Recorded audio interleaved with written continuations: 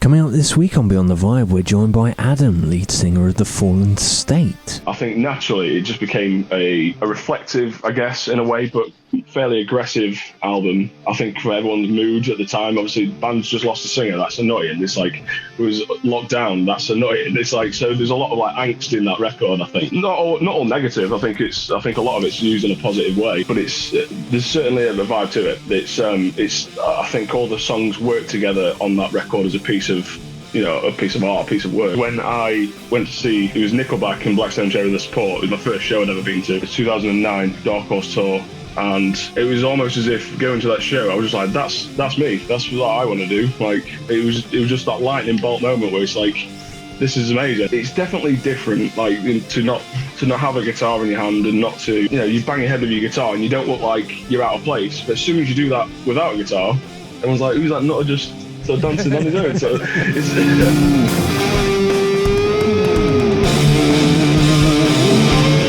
Hello, welcome to Beyond the Vibe, the show that cuts deep into the world of music. My name is Adam Leigh, lead guitarist UK band These Wicked Rivers, and I'm here, music videographer and photographer. On the sofa, it's Mr. Ryan Vasey.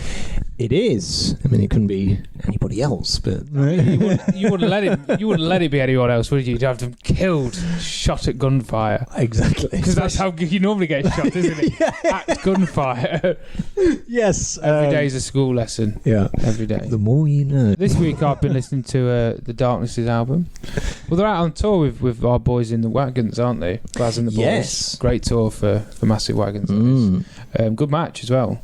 So I think there's that kind of line between, like, Wagons are loved on the scene, a great live band, but obviously they have songs like they've got the Curry song, some songs that fall into that, not kind of parody thing, but it's that kind of humour thing. And I think it's like light-hearted and fun. Yeah, very English. Very English. Yeah. I mean, there's a little bit of, like, we've both been checking out the Justin Hawkins new YouTube channel, Justin Hawkins Rides Again. Yes, and we've quite enjoyed it. Props to Justin, big fan of the show. I'm sure he's watching. And he speaks a lot about their influences with Queen, as well as AC/DC, and Queen have that very much sort of English sort of comedy thing, but it finds a very healthy balance in Queen. And I think it finds a very healthy balance in the Darkness's first album, Permission to Land, which is an absolute barnstormer of an album. But this latest album, I'm struggling to find the balance of the divide, you know what I mean, between sort of the comedy or the, let's say, eccentric sort of songs, whatever, and the serious songs. I mean, I don't know about you. I know you're a fan of Permission to Land. Is that what kept you away from some of the other albums? I think it's difficult with a lot of bands when they have like a killer first album. Yes, yeah. Because then it's like, well, now the expectations are so high that you have to follow that up now. Yeah, great point. Yeah, and I think maybe a way that they're looking at it is kind of like a sideways step in a slightly different direction. It's still very much the Darkness, but it's in a, it's just slightly different to what they've done. Perhaps like as you mentioned there, it's kind of a bit more light-hearted. And we were talking earlier about where is that line between light-hearted and kind of a bit more, and like maybe a bit more parody-ish, a bit more kind of Steel Panther road. Where's that divide between the Steel Panther and somebody like the Darkness? Maybe. Yeah. It's an interesting thing. But I think they're at a point where they're kind of just doing it what they enjoy, and that's what the biggest thing I took from the new album. So yeah, check it out if you've not already, and let us know your thoughts at home. This week on the show, we've of course got Adam from The Fallen State, reasonably new to The Fallen State. Obviously, he took over from the original frontman. I think it was in the band for about 6-7 years, and it got us thinking about how odd it must be, when you're coming in, like, especially coming in for someone who's been the original frontman. I assume that he was the original one that Adam replaced. It was someone who's been in the band for such a long time. It's the identity, isn't it? Yeah, I think it's always difficult replacing a vocalist because as we spoke about before on the show, they're the face of the band, they're the voice of the band, and when you change the person at the front, it will change the band. Like, you can change a bass player and the band is still going to sound pretty much the same. But a vocalist, you can't get away from that.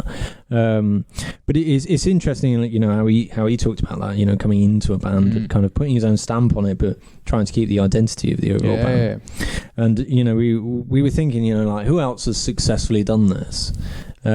And we couldn't think of a major list. No, I mean, we had Bruce with Maiden, obviously. Yeah. I mean, I think the thing with Maiden, I think they were always ready for that next step. But I think Paul was always going to be the person that came before that. I mean, I'm a massive Paul Di'Anno fan. I love them first two Maiden albums, but I can't imagine Paul singing Number of the Beast. Do you know what I mean? Stylistically, they evolved into something different. And a whole other beast, And obviously Brian Johnson, Bon Scott's a lot different to Maiden, because it feels like it was just a similar sort of character. It's in the same wheelhouse. I think. That's the best turn of phrase, really.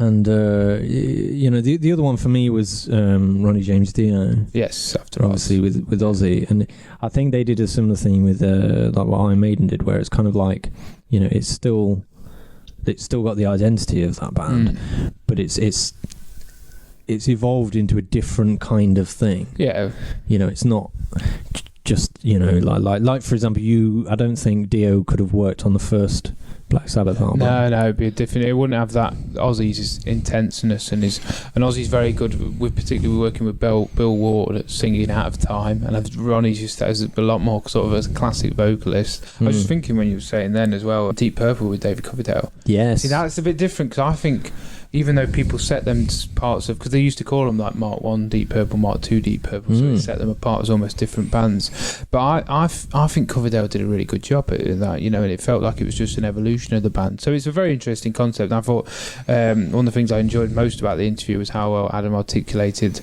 that change and how he dealt with that change. And I think he was very respectful, as well as, as you say, wanted to imprint his own identity on the band. Yes, and you can hear all about that now. Hello, so we're here with brother Adam, otherwise known as Meth. I know that because I'm fully aware of Meth, of the Fallen State. Meth, how you doing, man? Yeah, good, man. Thanks for having us on. Yeah, looking forward to this. So, yeah, doing well. Looking forward to seeing what happens here. So I've been watching some of the shows, so yeah, it's good. It's interesting. So I'm honoured to be on it. Yeah, fantastic. Honoured. Of course. So one thing that we like to do on the show is we like to take a look at the origins of a musician. So with that in mind, when was the first time you remember hearing music and thinking like, this is what I want to do? Did you ever have like a moment? Totally. I mean, I've always had music in my life, and more funnily enough, it was more my mum always playing records, so I was always listening to Whitney Houston, Celine Dion and stuff when I was younger, amongst other things. But the moment for me is when I went to see it was Nickelback and Black Stone Cherry The Support. It was my first show I'd ever been to, in it's 2009 Dark Horse tour, and it was almost as if going to that show, I was just like, that's me. That's what I want to do. Like, it was just that lightning bolt moment where it's like, this is amazing, and that's just what I want to do. It was before that, I'd never had any ambition to really be a musician. I always sort of appreciated it, but it was from there, just got a guitar, and that was it. That was just the start of it, and it just snowballed, and now I'm in bands and in a financial mess because of it. So.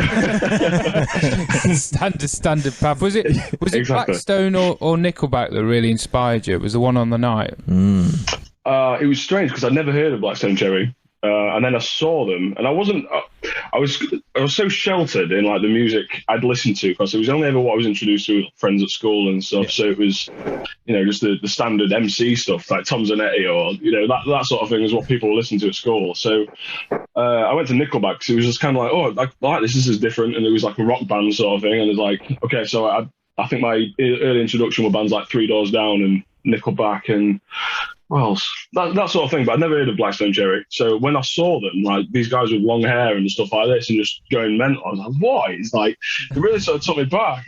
So yeah, I think it was a mix of both, I think, because there were two different vibes. I mean, the show that you got from Nickelback on that tour, I know it's too big talking about Nickelback, but seeing them on that tour with such a massive production. It was just like, fuck me. I was just like in awe of like what I'd just seen. So I think probably a mix of both, definitely. I think Nickelback provide that, don't they, in the rock world? I think they get a lot of crap from people who think they're kind of, oh, you can't listen to Nickelback, you got a proper band, because that's how people talk. But they are a gateway band for people like yourselves, who are kind of just getting into that world, because it's that mixture of a bit more of a popular. The production's always amazing, which I think always helps, because I think we're used to the less rockier stuff, and I think people should appreciate more that they provide that bridge. Obviously, you mentioned then that's what inspired you, and then you got into, was it the guitar first, and then what led you then to the vocals and that side of things? Well, I think it's very much, as you say, a gateway sort of thing. So after seeing Nickelback and stuff, then you see the videos of like, I'm sure you've seen it, a legendary cover that they did of Sad But True, like Rock Am Ring. And it was like, oh, who's that? And then that led me on to Metallica. So I'm like, fuck. And then that was another thing. So it was guitar first, but then I was very much into like James Hetfield after that, and it's still a massive influence or whatever. So I spent a lot of time emulating him. I even like bought a cheap Explorer and painted it white because I just wanted to be James Hetfield, basically. But yeah, so it was guitar first, and then vocals came sort of in between wanting to start a band and no one else wanting to sing, and wanting to be James Hetfield, basically. So it was a mix of those two things, but a lot of it was down to wanting to start a band. So I started a band as soon as I could play any songs, and then it was a case of, right, someone's got to sing, so I guess I'll do it because no one else wants to do it, sort of thing. And then I sort of snowballed from there, and I got different influences, singers and things like that after. But guitar was the one straight away, yeah. Okay, cool. So that's obviously really interesting now, because obviously with the Fallen State, and correct me if I'm wrong, you're just a vocalist at this time, yeah, aren't you? Yeah. So I imagine that's a weird thing for yourself, which we'll come on to later. But it's cool how that evolution's come, because I now see you very much as as being a frontman and a lead vocalist, man. And it's interesting that journey didn't start with vocals; it came with guitar, and you've kind of led you to that. So obviously going on to Fallen State, the band themselves came together in 2013, but obviously yourself joined kind of, was it in sort of the past year or 2 years? Yeah, I've basically been involved for the last year. It's about a year and a half now. Right. I got involved sort of summer last year, when it was a case of need a new singer and this, that and the other. I just kept quiet for a long time for loads of different reasons, whatever. Yeah. But yeah, that was about a year and a half ago it all sort of started. Yeah. Cool. I mean, that's a difficult time, obviously, to join a band, being in the midst of lockdown. Obviously, you had the previous band before, The Addiction, who obviously me and the Rivers Boys gigged with. I imagine that was kind of was there any difficult moments there for yourself with kind of a bigger band coming down there and The Addiction being your own baby? Was there any kind of, did you have to go through that in your own head, or when Fallen State came, did you feel like it was just the moment was right and it was the next step in your own progression? Yeah. I think what it was is I had a lot of reservations about doing it, and for many reasons. One of them being that the rest of the other four guys in the band live 250 miles away from me. They're all in North Devon, and I'm in sort of works up sort of Sheffieldy type way, so quite a long way north. So that's one thing. There's so many different things. It's of course Ben, their old singer, being the frontman and the singer of that band for 7 years or whatever. So I'm not saying that changing a singer is more important than any other member, but what a lot of people recognise is the voice. Is obviously that's what they sing along to. So when that changes, that's also something that can go one way or the other. So there's loads of different reasons as to why it wasn't just as straightforward. Oh, this is a bigger band than what I'm in, so I should do it. So it was a lot of, okay, I'm just going to try these songs out and see how I sound on them. And then when we finally got together in breaks, in lockdowns and stuff like that, when we got together, it just felt right. It was just like, I feel like I've known these guys for a long time, and it's just musically we bounce off each other really well, and we work really well together in a room or like this. So I've been chatting a lot over the last year or so doing this sort of thing. But it felt right when it came to, crunch time. It's like, is this going to be what I'm going to do? And it felt completely right, and still does. A tour down and everything else, and an album ready to go. And it's like, it's all good, and I'm I think I've made the right decision. So yeah, ultimately. So the upcoming album, Between Hope and Disillusion, which is out in the 21st of January. When you had that collection of songs decided and you walked into the studio, did you have like a certain vibe that you wanted to achieve? And like, if so, how did you go about it? There was a certain element of songs. I don't think it was ever set out from the start to say we're going to write an album that it's got to do this, we've got to do this, and checkpoints along the way. We never really did that.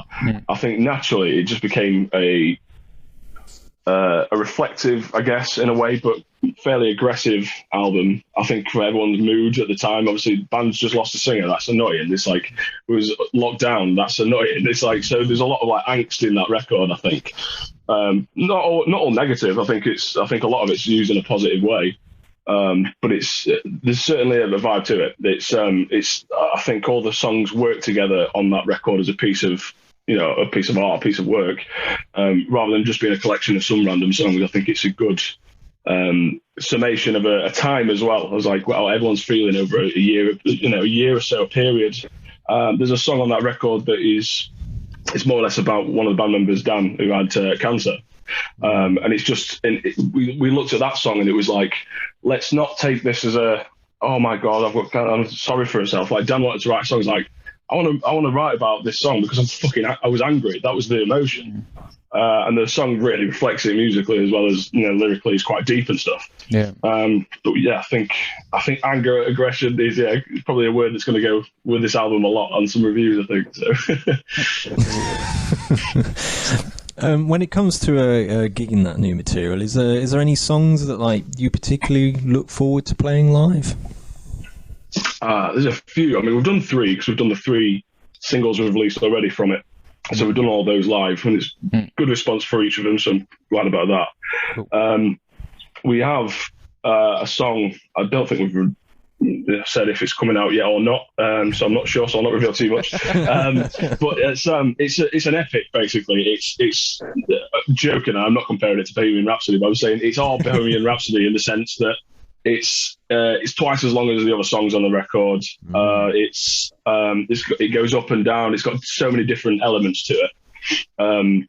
And listening back to it, I'm just, so proud of it myself and the rest of the guys, how it's turned out. It's such a, I don't mind saying myself, I think it's such an epic piece of work. And I would be very happy to know that we could make it work live because it's one of those songs. I think it's big, emotional song, but it's musically phenomenal. So the rest of the guys have done such a good job. And some of the hardest parts I think I've ever sang as well, so many bits going on, and then the notes I'm hitting in some of it, and it's just one great piece of work. I'd love to see that we can do it live, because if not, it's a waste of time. But yeah. I mean, me particularly, I'm a big fan of longer songs, and we speak a lot about this, don't we? Right? Because sometimes on an album, when you've got too many long songs, I think it can lose its power and its intensity. Whereas if there's one on the album that's kind of double the length of all the other ones, that a lot of time and love's gone into it, I think it really stands out as this powerful beast that you want it to be. So yeah, I can't wait for that. I mean, in terms of you kind of coming into that, Adam, I bet, has it been nice for you to, like you said then, to have all these boys that write stuff for you to then just do your thing on? Because I imagine previously, before in bands, you were probably the main primary songwriter. Has it been nice for you to take a little step back and just be a lyricist and a vocalist? Yeah, definitely. It's I did that a lot before, but it's nice to go with a bunch of guys that have had so many years together that know each other musically as well. I mean, naturally, when you're a songwriter, and as you'll know as yourself, when you're a songwriter, you don't just stop at the lyrics or whatever. You do get involved in all the other aspects of it. But it's been nice to not have to do that, where I can just be like, these guys know what they're doing. I can just sort of sit back but in the same way as the vocals and lyrics, it's not just being me as well. It's like the other guys have had input on that as well, as the same as I have with the music. So it's been a really collective effort, and it's been nice to have that. Everyone cares enough that it's just sort of, we all want a piece of whatever's going on, because it's like we just want it to be right and want it to be good. But we do have a say in the band. It's basically like we'll all have a say, so we know when it's right when we're all equally unhappy. and then that means it's fit. That's a good thing to live by. I like that. Now, you kind of mentioned it before. Obviously, the previous singer in the Fallen State had been, with the band for 7 years. And I think you pointed out really well. In that it's difficult when replacing a vocalist because of the face of the band and what most people use as a reference point. What thoughts kind of went through your head in terms of the character that you were going to be, Adam, as a performer? Because obviously, as we said previously, you were used to having a guitar there, which some people can use as a bit of a, something to hide behind or another part of your performance. What went into, as you started gigging with the band, how you wanted to come across on stage? Because it's also a different style of music as well. Yeah, so there was a lot. When it came to, that's my new role. There's quite a lot to unpick. It's like, okay, so what do I do when I'm not singing anymore? Because I don't get to just dance around with a guitar. So it's like, what do I do? Like, what do we do with that? So I watch some videos. I'm like, no, I can't do that. So yeah, there was a lot of sort of a lot of it for me. I think a lot of it was sort of like I'll find out on the night. I suppose So I had a lot of sort of I'll definitely be able to do this in this part, and I'll. A lot of the time you just run with it, don't you? Live, it's just like you just go with the room or whatever the other guys are doing, and but it's definitely different. Like to not have a guitar in your hand and not to, you bang your head with your guitar and you don't look like you're out of place. But as soon as you do that without a guitar, everyone's like, "Who's that? Not just sort of dancing on his own." So it's a lot of adapting to get to that. But then I find that it's. In old bands, like the Addiction or bands before that, the Lost Days, what have you. I used to like to sometimes put the guitar down anyway to give it the frontman thing and just have a microphone or whatever. I think after about the second or third night, I started feeling quite comfortable. Like on the tour, I was like, right, I think I'm getting into my groove now and finding, where I belong on stage in between bits and stuff like that. So, but I think to be honest, such a long time off, I think I'd have felt the same awkwardness playing a guitar. It was just such a long time off stage. As soon as I got there, I was like, right, I don't actually know what I'm doing. You can rehearse all you want. As soon as you get on a stage, it's like, right, okay, that's how that goes. Right, okay. So, yeah. You obviously mentioned Hetfield as being a big inspiration. Who's obviously guitarist and a vocalist. Is there anyone in particular from just being a sole vocalist that inspires you? That you take little things from when you end up on stage? I don't know. It's such a like you said earlier. It's not just the not playing guitar. It is a different sort of style of music. So, who I might have gone to before would be I'd looked at people like Ozzy or Vince Neil or like bands that I liked like in the sort of more classic rock thing I was doing before. So now I'm looking at them and it's like, well, I can't do what Ozzy does playing these songs because I'm looking tit anyway, but like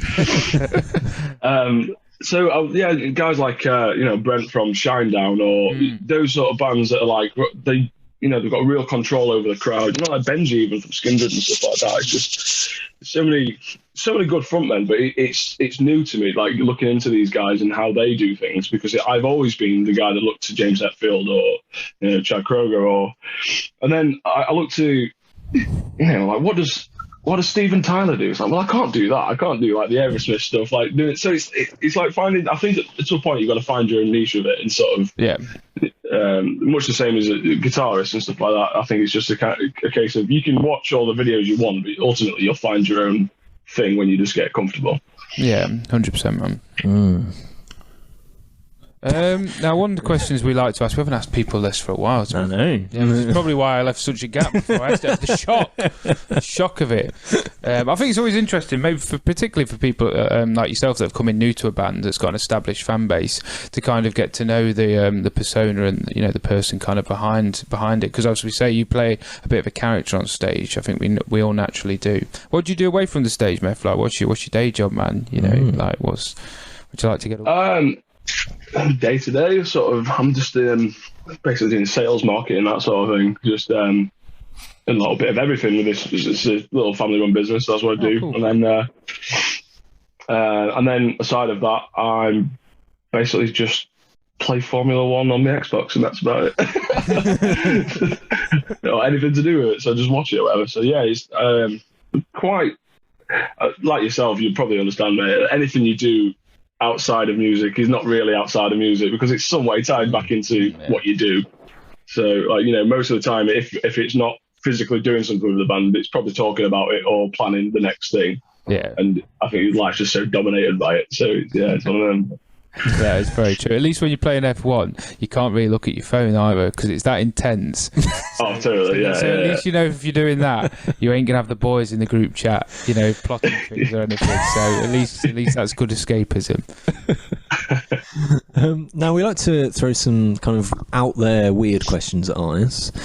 So hypothetically, for the Fallen State's next album, you've got a gun to your head. You've been told that you have to do another genre, but you're in control of it. What would that genre be? You have full creative control. Do you want to piss him off yet? Have you been in the band long enough to really piss him off at this point? A bit of reggae. Yeah, reggae. I don't know. Yeah, that might go down well, I suppose. I think with a lot of the stuff that we've started creeping into this record, especially, we've got like a lot of electronic kind of things going on and loads of synths like sort of underlying. So I think if we went down that route solely, like take the sort of rock and metal element out and went for that thing, I think between the rest of the guys, I think we'd make actually some pretty good electronic music. How would you feel as the frontman of that? Do you reckon you'd feel inspired enough to write some like electronic vocals, you know? Maybe. I think maybe so. Because my taste has changed so much like in the last couple of years. So like the songs I'm listening to now that I would have just turned off if it came on the radio. Yeah. I'm not listening to that rubbish. And like just today I've been listening to like Tiesto and stuff like that. It's like I just got like a newfound appreciation for like all kinds of music, which I never had before. I always used to be a little bit like, oh, it's not rock or metal, so I don't like it.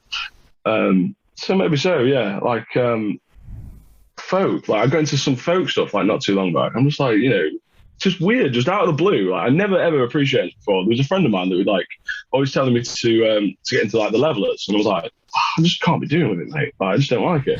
And, like, I'm just obsessed with it. I was like, it's just So I think electronic is just it's just the natural progression, I suppose. Folk electronica. That's what I'm feeling. Yeah, he's got a flute. But he's got a synth. Yeah, you know what I mean. I'm surprised. Yeah, it's like modern Hawkwind. Yeah. That's it. That's what the world needs next. I know. I'm surprised Samboy didn't get you into Jethro Tull along the way. I imagine when we tried. Yeah, I imagine he probably tried. Yeah. I'm still not having that yet. give it time. Keep doing his work. He'll grind me down eventually, I'm sure. Now, getting a little bit more serious, where do you see the band in 10 years' time? Do you have like an ideal vision of the future? Yeah, probably split up for the last 9.5 years of it. No, man, I don't know. It's one of those. You can hope and wish that it goes, the right way, and you just things keep getting bigger and better. I'd like to think that we could, in the best term possible, be successful in being able to live on doing this job. It is a job, it's a full-time job in itself, and I think anyone that does this, seriously, as you do, Aaron, and stuff, it's like, you could spend your entire life doing it and not needing to do the day job. You just need that financially, basically. But for me, it would just be nice to see us in sort of 10 years' time, a few albums in, being able to, fill places and survive on just being a musician rather than having to do the day job on the side. That'd be that's success for me, I think a lot of people tend to, when we ask that question, because I think it's, because you can't, like you say, you absorbed yourself in it so much that just to be able to just focus on that and not have to balance, the jobs sort of Monday to Friday that fuels, your ability to be in the band, it'd be such a release, I think that'd be enough of a success, definitely, man. Now, obviously, for folks who want to check the band out, you've obviously got the tour in January with Stonebroke, which is going to be killer, man. I mean, that's such a good run for you boys. Is there any other gigs as well around that or after that folks can come and check you out? We've got a couple of shows in early March with Red. I think it's in Manchester and London. You'll have to put me on the dates. But then we've got a couple of festival shows as well. We've got some more to to be announced. I think we'll obviously be looking at our own headline tour again for the album.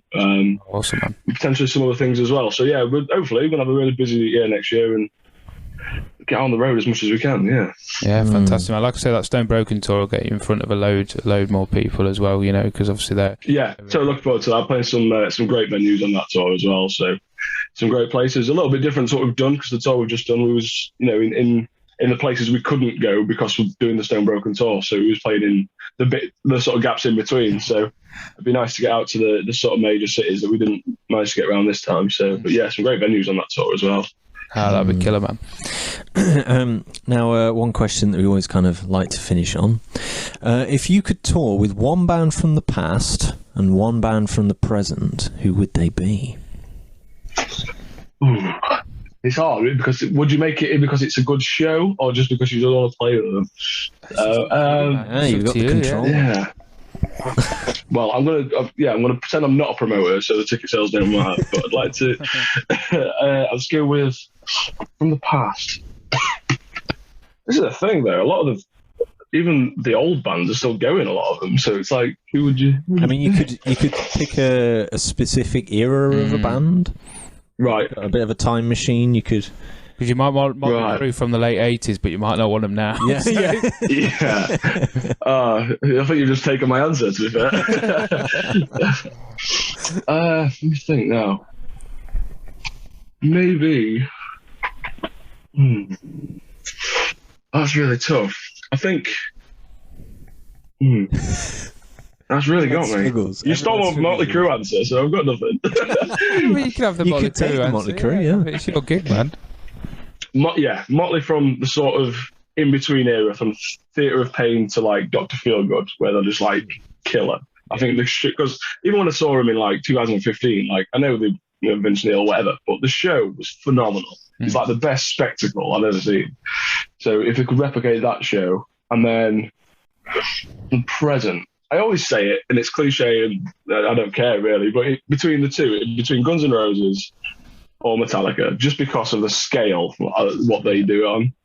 I've seen Metallica at Download, I've seen them in an arena, and I've seen them in a stadium. And it's ridiculous, like the power, man, like what they have. Just to light up a stadium, just how they do it. It's just four guys, and you stand at the back. I mean, I wasn't at the back, but if you see them from the back, they're this big on stage, but they fill it, and it's just, it's crazy. So yeah, and Guns N' Roses is also just one of my favourite bands ever. So one of those in a stadium sort of tour with Motley Crue, that'd be pretty cool. Yes. So you want to going for a stadium tour as well? I mean, it's got to be. Yeah. I've gone straight for the stadium. Yeah. Now as well. We haven't just got late 80s Motley Crue. We've now got to book a stadium as well. Yes. Sorry about that. So we've got the Full Estate. Yeah. We've got late 80s Motley Crue. Yeah. Between Theatre of Pain, Dr. Feelgood, Prime Time, and then we'll go with Metallica because of the Hetfield love. We'll go Metallica. And where's Bramall Lane? We're having it at Bramall Lane? Might as well do. Might as well. Why not? Yeah. Awesome. I mean, sorted. It's such an odd tour. I probably wouldn't sell, so at least have it in a smaller stadium at least. It don't matter if it sells. It's all for you, man. It's for you, bro. Matt, thanks ever so much for your time, man. Honestly, it was thanks for having us on. Always a joy to see you, and we appreciate you jumping on the vibe. For those that haven't checked out the State with Meth on vocals, what are you doing? Get involved now. You can obviously go and follow them on all their social media platforms, where you can keep up to date with all the latest news about their new album, and obviously the tour with Stone Broken in January, which will be killer. Hopefully we'll get a chance to come out to a show soon, man, and see you doing. Yeah, man. Yeah, man. Likewise. Hope to see you guys soon. Cheers, Adam. Appreciate it. Thanks for having us on, Matt. Cheers, guys. Cool. So yes, that was Adam, otherwise known as Meth, from the Fallen State. Yeah. As we said, I think we said it at the start of the interview, I know Meth because Sam Wise, bassist for These Wicked Rivers, he'll be watching. Big love, brother Sam. Was obviously in a band with Adam in the Lost Days years ago, and so I've naturally been shown the Fallen State singles whilst we've been on the road with Rivers, because Sam said to me, Adam's obviously in this new band and stuff, and I was very surprised by the change of style, and I think that was something where it was interesting to chat to Adam about when the offer came in. when the opportunity came in, and what the different things he needed to think about. I thought that was really interesting because it really relates well to our opening chat before we went into the interview, because when you're offered that, it's not just straight away like, oh yeah, I'm going to do it. Like, probably the same for Bruce, and all of them. It's like, well, can I give this what it deserves? Can I go in there and have I got enough room to imprint my own identity? And it just feels like there's just loads of creative room as well as, he was enjoying being part of just a load of great new musicians. Yeah, I mean, it's a change of role as well at that point. He talked about, he used to have the guitar, obviously. And you behave differently, don't you? If you have a guitar, you're saying like, you can just bounce your head around and you look the part. Whereas if you don't have a guitar, you just kind of look a bit strange.